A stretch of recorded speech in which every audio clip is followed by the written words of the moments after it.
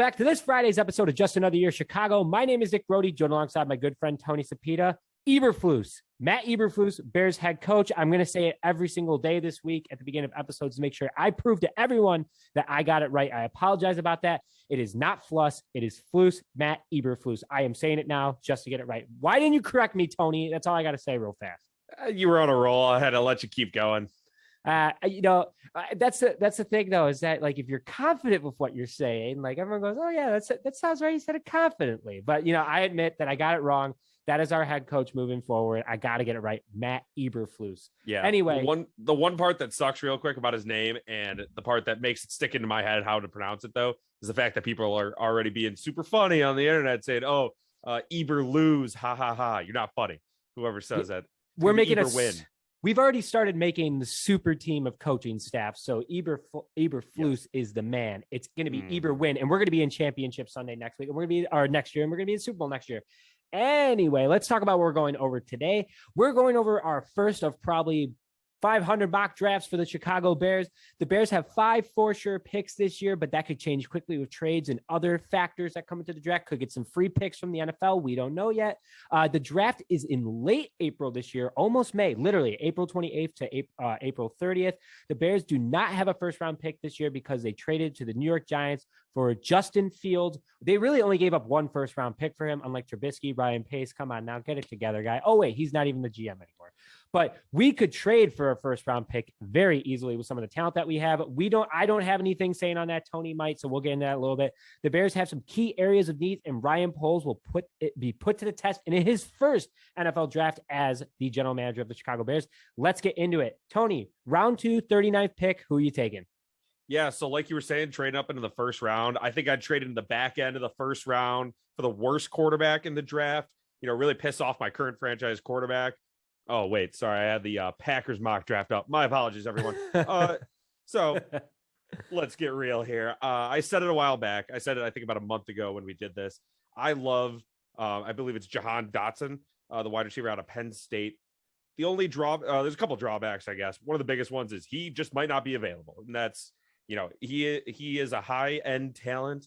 We might get lucky that he drops, but there's a couple wide receivers that are kind of interchangeable in the sense that, depends on, I'm sure there's little stuff at the combine or whatever that'll increase their draft stock. But I did see multiple people mocking him to us. So basically it'll be Jalen Tolbert out of South Alabama, or maybe even Treylon Burks out of Arkansa that kind of fit in that range. Burks has apparently been very underwhelming though. So I'd prefer Dotson. He is 5'11", 183 pounds. So kind of small, but he's prolific.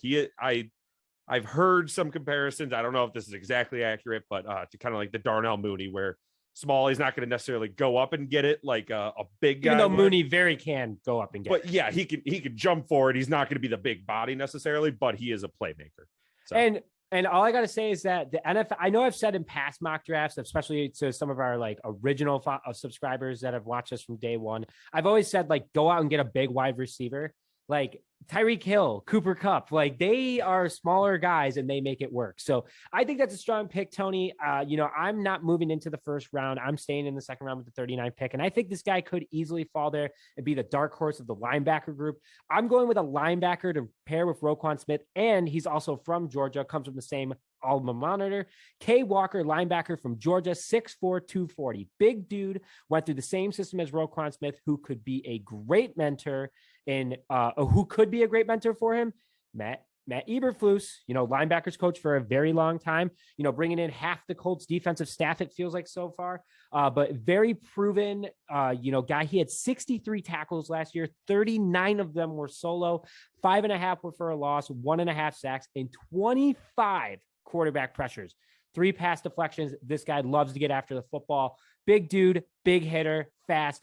I want this guy. Could be a very good linebacker duo in Chicago for a very long time. And kind of like Urlacher and Briggs, Urlacher was drafted a few years before Briggs, not from the same, line of, college linebackers, but could be a very scary duo for a long time. And, could, Roquan be like, hey, could teach him, and they could both be Pro Bowlers, not this whole BS that, Roquan keeps getting gypped every year. So that is my second round pick. I'm staying at the 39th pick, and I'm going to move into, Tony and I are going to switch back and forth between rounds. So I'm going to go to the third round now, to our 71st pick. That'd be our second pick in the draft. I'm going to go with Jermaine Waller, defensive back out of Virginia Tech, 6'1", 180, big defensive back. And that's something the Bears really missed this past offseason past season, in my opinion. I mean, Duke Shelley, not a big guy. Kendall Vildor, not a big guy. Thomas Graham Jr. proved that he could play, but not a big guy. I think that the Bears could definitely go out and get him. I think he will fall into the third round and could be like a Jalen Johnson kind of deal with a chip on his shoulder. We don't really know how to use Thomas Graham Jr. yet. And that's the other thing, is that he could be more of a nickel in certain packages again because of his size, but he's going to play. But we need another big DB on this team. Waller started all 11 games last season at cornerback. He tied the ACC leader with interceptions. He had 4 interceptions. He was 10th in college football with 4 interceptions. And he is one of 3 players last year, get this, with 4 interceptions, 1 being a return for a touchdown. And he had 45 tackles, 30 of them being solo. This guy gets after the ball, and I think could be an instant improvement to the defense for cheap, not paying big money for a different corner. Tony? Yeah, so Go ahead. No, I thought you were going to say something, but no, I like your next pick a lot. I like that you're going with size here. I mean, it doesn't get much bigger than this guy.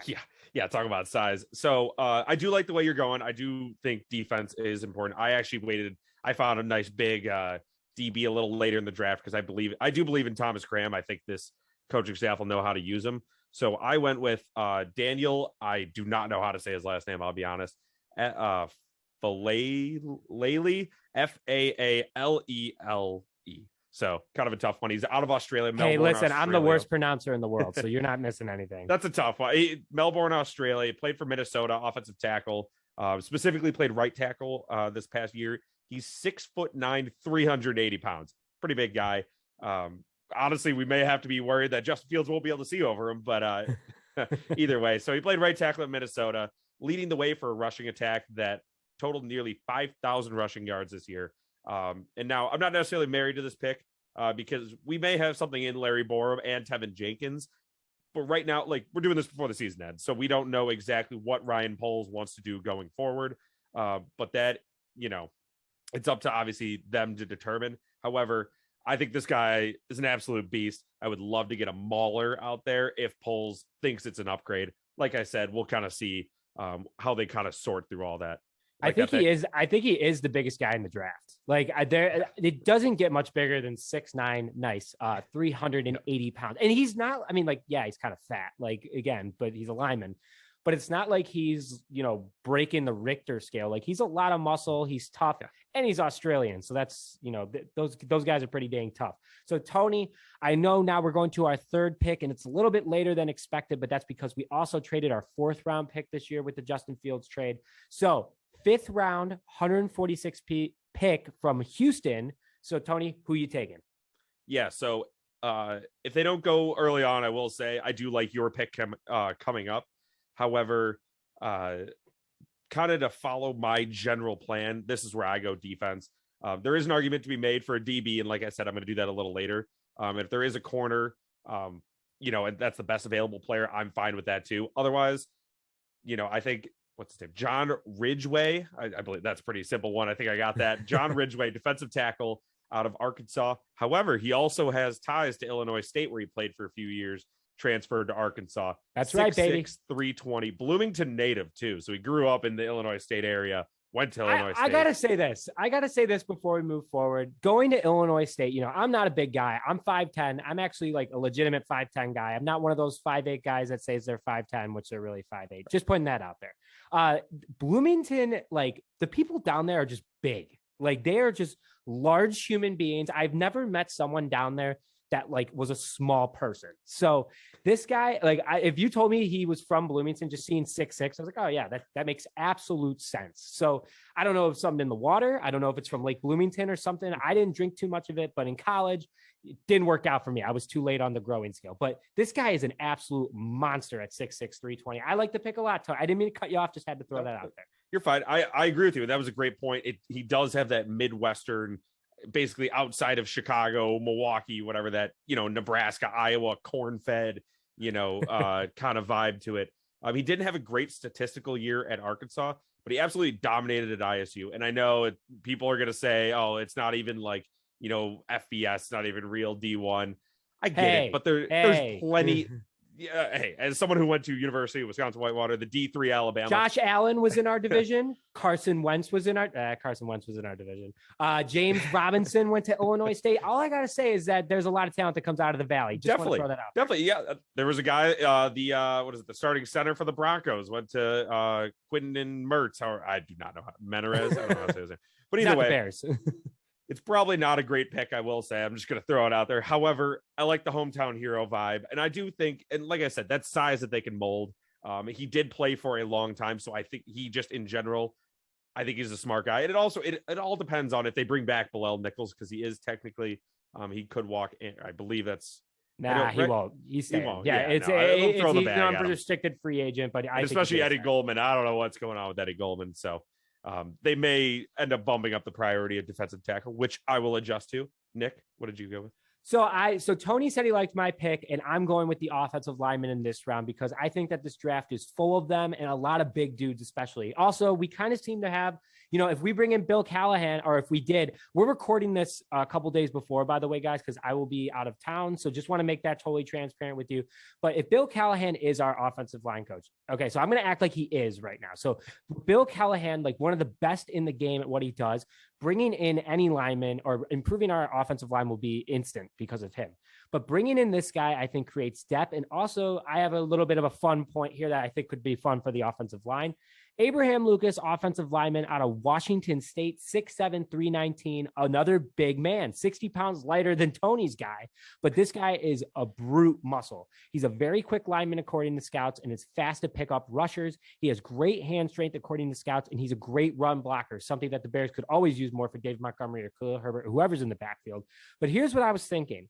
I could see them moving Larry Borom, 6'5", 333, into a guard position, be the biggest guard in the game, making him a beast at the interior line with James Daniels and Cody Whitehair, maybe make Whitehair a center again, or Daniels, either or. Let Jenkins go to right tackle, his original position where he knows best, and then make this guy the left tackle. He's bigger than Jenkins anyway. He's a mauler. I like him a lot, but that's just me. Tony, any comments before we go to our fourth pick?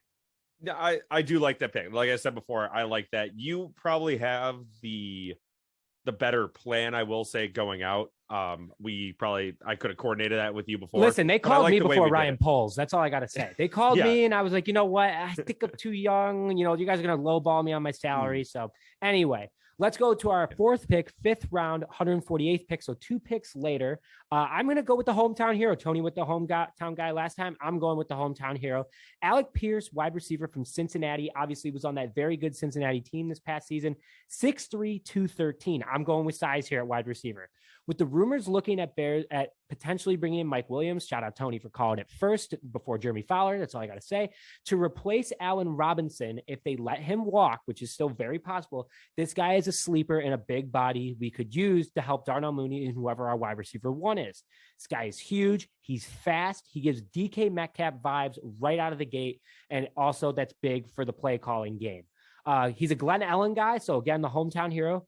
I like that a lot. Hopefully he's a Bears fan. I didn't get too much into it. Maybe go check his IG. Probably went to a few Bears games as a kid. Hopefully he didn't go wearing Packers gear, though. I might have to switch that pick then. But in 2021, he had 52 receptions, 884 receiving yards, 17-yard average, pretty good, but 8 touchdowns.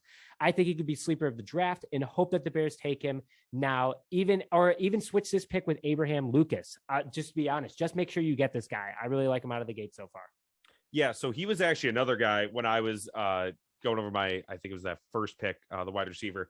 That was a guy that had been sometimes mocked high. He was a guy that could get kind of scooped up early, but if he doesn't, they basically predicted him to kind of fall. And through no fault of his own, there's a lot of basically outside of the quarterback position talent in this draft.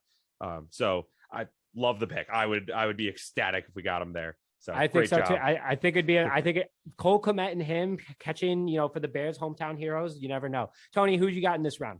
Yeah, so I went with a corner now. So like I said, I do like Thomas Graham. I do think that there is something there, especially with we're bringing in a bunch of defensive staff. We're bringing in a defensive coach, guy that can really get the most out of him. However, we should probably shore up the cornerback position. And again, this is, it'll get a little better as we learn who's coming back, learn what kind of is happening. So Josh Jobe, corner out of Alabama, He's actually considered, so he's considered a day 2 prospect.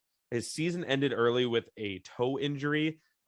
He had successful surgery. There are no issues there necessarily. Good. But the reason he is being mocked a lot lower is because of that injury. However, I can kind of see this guy being like an Eddie Jackson type in the sense that he has all the talent, but teams let him fall due to his injury, which again is fair. There's a lot of talent, like I said. He's 6'1", 192 pounds. He's 23 years old. So he is, full-time starter. Started as a true freshman too. Didn't even redshirt. So that's always a good sign. Started and Nick Saban does not make those decisions lightly. He's got other guys. So the fact that, like I said, he's a little older, but he's been under Nick Saban's tutelage since 2018. Love to see that. Injuries are always a cause for concern, but this could be kind of that defining pick for Ryan Poles where he gets that early round talent in the back end of the draft. Obviously, please make sure the medicals are good. I imagine they will. So yeah. What do you think of that one? I'm not too bad. I like that he gives off that Eddie Jackson, like late round pick on his shoulders. Hopefully he didn't go to a school of tackling. That's all I got to say. That's yes. The last thing I got to say, but we're going to move into our 5th and final pick that the Bears have as of right now. Again, this can change over time, folks. That's why this is draft 1.0. 6th round, 185th pick. Ryan Pace was the king at these picks. Hopefully Ryan Poles can do the same. Who you got, Tony? Yeah. So I got Sterling Weatherford. This is that safety, the DB. I was saying the big safety. Out of Miami of Ohio. I love it. 6'4", 221 out of Cicero, Indiana. I will say when I first saw Cicero, I thought it was Illinois. That would have been cool. It's not. That's okay. Probably a Colts fan. But he is a local Midwest kid, and he understands bear weather, baby. So he had this past year had 5 tackles a game. And actually 2 years ago, so pre-COVID, shortened season, he played in the MAC. They barely played a season. He was averaging 8 a game. So he is kind of a volume tackler, which might just because their defense was bad, but that's okay. He got his practice tackling. He's a big boy. We need a hammer to pair with Bojack's pillow fight-esque tackling.